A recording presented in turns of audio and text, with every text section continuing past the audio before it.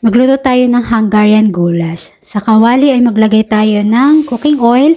Mag-isa tayo ng sibuyas, isang malaking sibuyas. Naglagay ako ng asin para mag-caramelize yung ating sibuyas. And then after nun, isilagay na natin yung ating goulash or yung beef. Igisa natin hanggang sa maging brownish. After nun is isinunod ko na tong chopped tomatoes.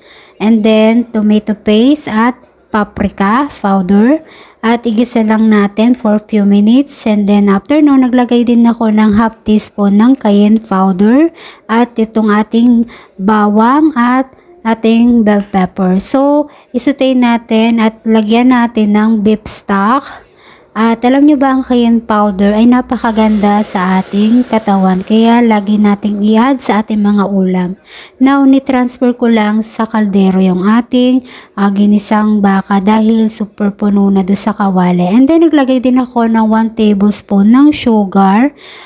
And then, yung sinunod ko na tong ating carrots dahil medyo malambot na yung ating baka dyan. At ready na po yung ating goulash pero nag-add pa ako ng konting salt. That's it. Bye!